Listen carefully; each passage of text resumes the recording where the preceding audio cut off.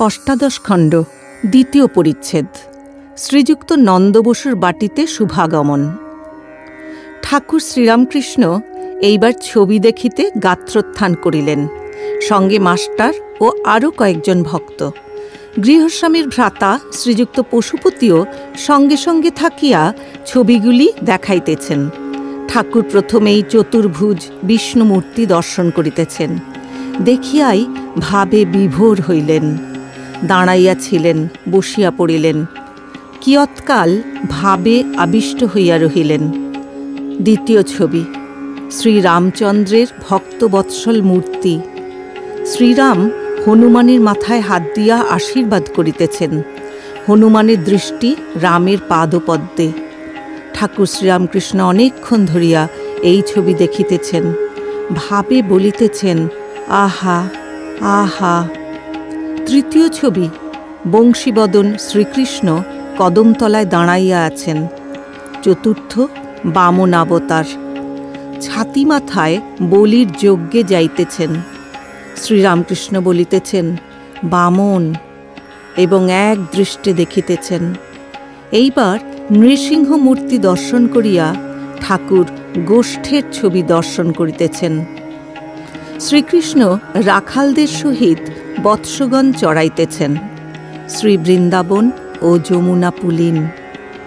মণি বলিয়া উঠিলেন, চমৎকার ছবি। সপ্তম ছবি দেখিয়া ঠাকুর বলিতেছেন, ধূমাবতী। অষ্টম, ষোড়শী। নবম, ভুবনেশ্বরী। দশম, তারা। একাদশ, কালী। এই সকল মূর্তি দেখিয়া ঠাকুর বলিতেছেন, এসব উগ্র মূর্তি, এসব মূর্তি বাড়িতে রাখতে নাই। এ মূর্তি বাড়িতে রাখলে পূজা দিতে হয়। তবে আপনাদের অদৃষ্টের জোর আছে, আপনারা রেখেছেন। শ্রী শ্রী অন্নপূর্ণা দর্শন করিয়া ঠাকুর ভাবে বলিতেছেন, বাহ বাহ। তারপর রাই রাজা নিকুঞ্জবনে সখী পরিবৃতা সিংহাসনে বসিয়া আছেন। শ্রীকৃষ্ণ কুঞ্জের দ্বারে কোটাল সাজিয়া বসিয়া আছেন। তারপর দোলের ছবি। ঠাকুর অনেকক্ষণ ধরিয়া এর পরের মূর্তি দেখিতেছেন। গ্লাস কেসের ভিতর বীণাপাণির মূর্তি। দেবী বীণা হস্তে মাতোয়ারা হইয়া রাগরাগিনী আলাপ করিতেছেন। ছবি দেখা সমাপ্ত হইল। ঠাকুর আবার গৃহস্বামীর কাছে আসিয়া উপস্থিত হইলেন। দাঁড়াইয়া দাঁড়াইয়া গৃহস্বামীকে বলিতেছেন, আজ খুব আনন্দ হল। বাহ, আপনি তো খুব হিন্দু। ইংরাজি ছবি না রেখে যে এই ছবি রেখেছেন, খুব আশ্চর্য। শ্রীযুক্ত নন্দ বসু বসিয়া আছেন। তিনি ঠাকুরকে আহ্বান করিয়া বলিতেছেন, বসুন, দাঁড়িয়ে রইলেন কেন? শ্রীরামকৃষ্ণ বসিয়া, এ পটগুলো খুব বড় বড়। তুমি বেশ হিন্দু। নন্দ বসু, ইংরাজি ছবিও আছে। শ্রীরামকৃষ্ণ সহাস্যে, সেসব অমন নয়। ইংরাজির দিকে তোমার তেমন নজর নাই। ঘরের দেওয়ালের উপর শ্রীযুক্ত কেশব সেনের নববিধানের ছবি টাঙানো ছিল। শ্রীযুক্ত সুরেশ মিত্র ওই ছবি করাইয়াছিলেন। তিনি ঠাকুরের একজন প্রিয় ভক্ত। ওই ছবিতে পরমহংসদেব কেশবকে দেখাইয়া দিতেছেন, ভিন্ন পথ দিয়া সব ধর্মাবলম্বীরা ঈশ্বরের দিকে যাইতেছেন। গন্তব্যস্থান এক, শুধু পথ আলাদা। শ্রীরামকৃষ্ণ, ও যে সুরেন্দ্রের পট। প্রসন্নের পিতা সহাস্যে, আপনিও ওর ভিতর আছেন। শ্রীরামকৃষ্ণ সহাস্যে, ওই একরকম, ওর ভিতর সবই আছে। ইদানিং ভাব। এই কথা বলিতে বলিতে হঠাৎ ঠাকুর ভাবে বিভোর হইতেছেন। ঠাকুর জগন্মাতার সঙ্গে কথা কহিতেছেন। কিয়ৎক্ষণ পরে মাতালের ন্যায় বলিতেছেন, আমি বেহুশ হই নাই। বাড়ির দিকে দৃষ্টি করিয়া বলিতেছেন, বড় বাড়ি, এতে কি আছে? ইট, কাঠ, মাটি। কিয়ৎক্ষণ পরে বলিতেছেন, ঈশ্বরীয় মূর্তি সকল দেখে বড় আনন্দ হল। আবার বলিতেছেন, উগ্র মূর্তি, কালী, তারা রাখা ভালো নয়। রাখলে পূজা দিতে হয়। পশুপতি সহাস্যে, তা তিনি যতদিন চালাবেন ততদিন চলবে। শ্রীরামকৃষ্ণ, তা বটে, কিন্তু ঈশ্বরেতে মন রাখা ভালো, তাঁকে ভুলে থাকা ভালো নয়। নন্দবসু, তাতে মতি কই হয়? শ্রীরামকৃষ্ণ, তাঁর কৃপা হলে হয়। নন্দবসু, তাঁর কৃপা কই হয়? তাঁর কি কৃপা করবার শক্তি আছে? শ্রীরামকৃষ্ণ সহাস্যে, বুঝেছি, তোমার পণ্ডিতদের মত, যে যেমন কর্ম করবে সেরূপ ফল পাবে। ওগুলো ছেড়ে দাও। ঈশ্বরের শরণাগত হলে কর্ম ক্ষয় হয়। আমি মার কাছে ফুল হাতে করে বলেছিলাম, মা, এই লও তোমার পাপ, এই লও তোমার পুণ্য। আমি কিছুই চাই না, তুমি আমায় শুদ্ধা ভক্তি দাও। এই লও তোমার ভালো, এই লও তোমার মন্দ।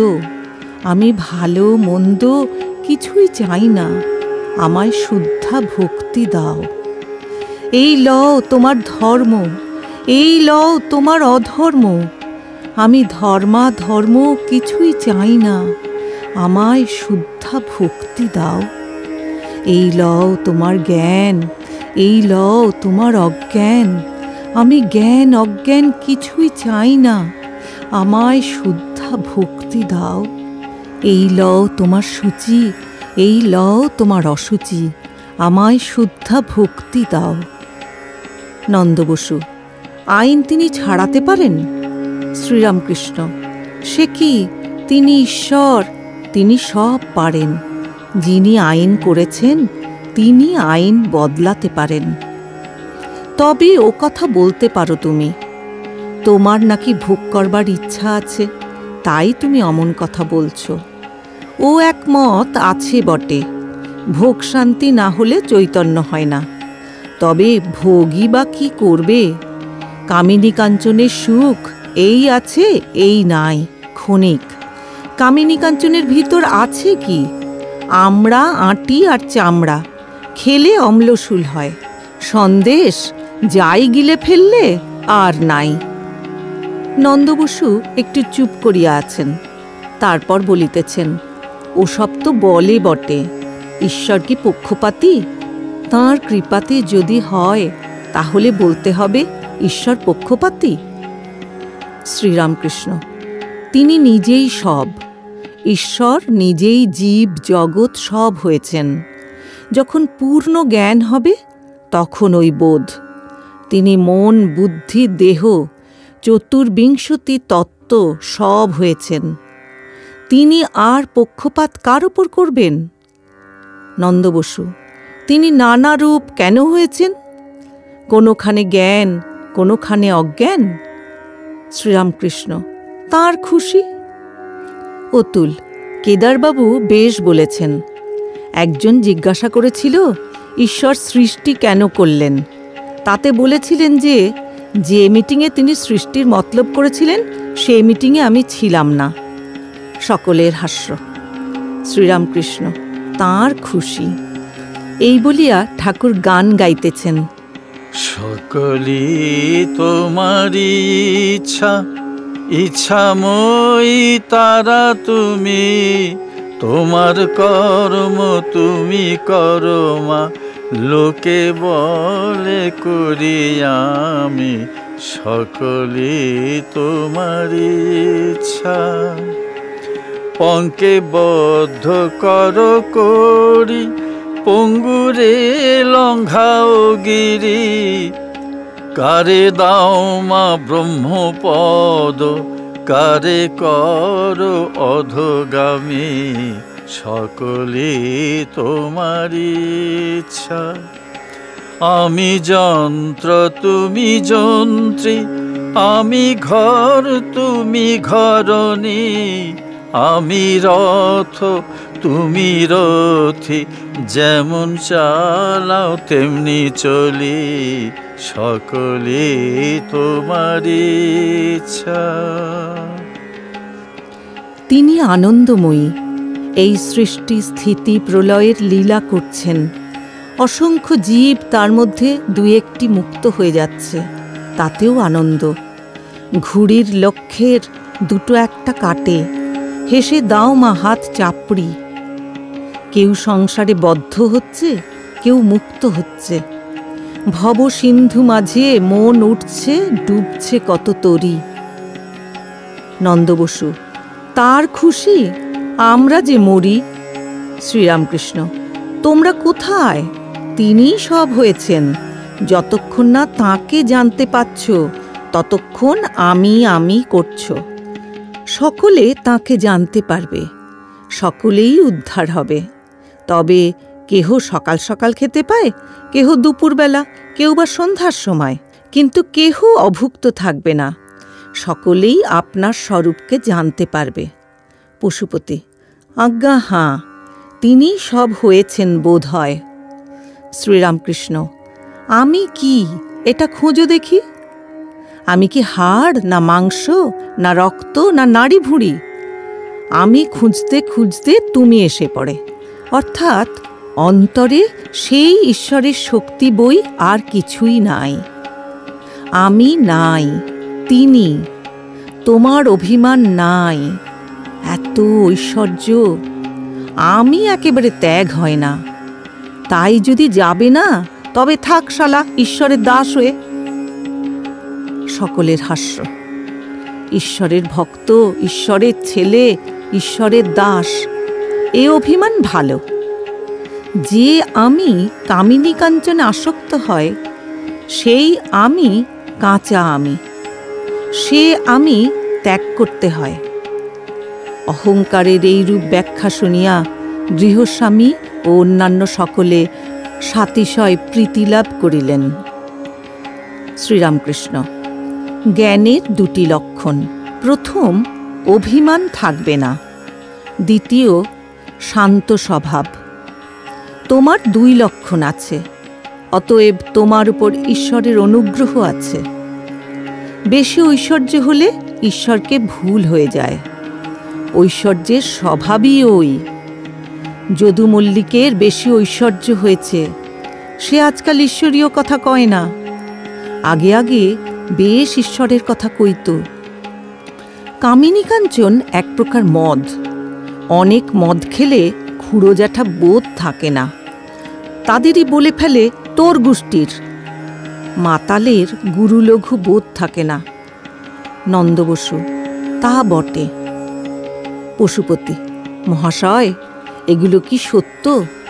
স্পিরিচুয়ালিজম, থিওসফি, সূর্যলোক, চন্দ্রলোক, নক্ষত্রলোক? শ্রীরামকৃষ্ণ: জানি না বাপু, অত হিসাব কেন? আম খাও, কত আম গাছ, কত লক্ষ ডাল, কত কোটি পাতা, এই হিসাব করা আমার দরকার কি? আমি বাগানে আম খেতে এসেছি, খেয়ে যাই। চৈতন্য যদি একবার হয়, যদি একবার ঈশ্বরকে কেউ জানতে পারে, তাহলে ওসব হাবজা গোবজা বিষয় জানতে ইচ্ছাও হয় না।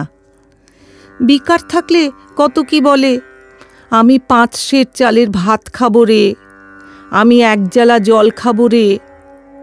বৈদ্য বলে খাবি? আচ্ছা খাবি, এই বলে বৈদ্য তামাক খায়। বিকার সেরে যা বলবে তাই শুনতে হয়। পশুপতি: আমাদের বিকার চিরকাল বুঝি থাকবে? শ্রীরামকৃষ্ণ: কেন? ঈশ্বরেতে মন রাখো, চৈতন্য হবে। পশুপতি সহাস্যে: আমাদের ঈশ্বরের যোগ ক্ষণিক, তামাক খেতে যতক্ষণ লাগে। সকলের হাস্য। শ্রীরামকৃষ্ণ: তা হোক, ক্ষণকাল তাঁর সঙ্গে যোগ হইলেই মুক্তি। অহল্যা বললে, রাম, শুকরজনিতেই জন্ম হোক আর যেখানেই হোক, যেন তোমার পাদপদ্মে মন থাকে, যেন তোমার পাদপদ্মে শুদ্ধা ভক্তি হয়। নারদ বললে, রাম, তোমার কাছে আর কোনো বর চাই না, আমাকে শুদ্ধা ভক্তি দাও। আর যেন তোমার ভুবনমোহিনী মায়ায় মুগ্ধ না হই, এই আশীর্বাদ করো। আন্তরিক তাঁর কাছে প্রার্থনা করলে তাঁতে মন হয়, ঈশ্বরের পাদপদ্মে শুদ্ধা ভক্তি হয়। আমাদের কি বিকার যাবে, আমাদের আর কি হবে, আমরা পাপী, এসব বুদ্ধি ত্যাগ করো নন্দবসুর প্রতি। আর এই চাই, একবার রাম বলেছি, আমার আবার পাপ। নন্দবসু: পরলোক কি আছে, পাপের শাস্তি? শ্রীরামকৃষ্ণ: তুমি আম খাও না, তোমার ওসব হিসাবে দরকার কি? পরলোক আছে কিনা, তাতে কি হয়, এসব খবর? আম খাও, আম প্রয়োজন, তাতে ভক্তি। নন্দবসু: আম গাছ কোথা, আম পাই কোথা? শ্রীরামকৃষ্ণ: গাছ? তিনি অনাদি অনন্ত ব্রহ্ম, তিনি আছেনই, তিনি নিত্য। তবে একটি কথা আছে, তিনি কল্পতরু। কালি কল্পতরু মূলেরে মন, চারি ফল কুড়ায়ে পাবি। কল্পতরুর কাছে গিয়ে প্রার্থনা করতে হয়, তবে ফল পাওয়া যায়। তবে ফল তরুর মূলে পড়ে, তখন কুড়িয়ে লওয়া যায়। চারি ফল, ধর্ম, অর্থ, কাম, মোক্ষ। জ্ঞানীরা মুক্তি, মোক্ষফল চায়, ভক্তেরা ভক্তি চায়, অহেতুকী ভক্তি। তারা ধর্ম, অর্থ, কাম চায় না। পরলোকের কথা বলছো? গীতার মত, মৃত্যুকালে যা ভাববে তাই হবে। ভরত রাজা হরিণ হরিণ করে শোকে প্রাণত্যাগ করেছিল, তাই তার হরিণ হয়ে জন্মাতে হলো। তাই জপ, ধ্যান, পূজা এসব রাত দিন অভ্যাস করতে হয়। তাহলে মৃত্যুকালে ঈশ্বর চিন্তা আসে অভ্যাসের গুণে। এরূপে মৃত্যু হলে ঈশ্বরের স্বরূপ পায়। কেশব সেনও পরলোকের কথা জিজ্ঞাসা করেছিল। আমি কেশবকেও বললুম, এসব হিসাবে তোমার কি দরকার? তারপর আবার বললুম, যতক্ষণ না ঈশ্বর লাভ হয় ততক্ষণ পুনঃ পুনঃ সংসারে যাতায়াত করতে হবে। কুমোরেরা হাঁড়ি সরা রৌদ্রে শুকুতে দেয়, ছাগল গরুতে মাড়িয়ে যদি ভেঙে দেয়, তাহলে তৈরি লাল হাঁড়িগুলো ফেলে দেয়। কাঁচাগুলো কিন্তু আবার নিয়ে কাদামাটির সঙ্গে মিশিয়ে ফেলে ও আবার চাকে দেয়।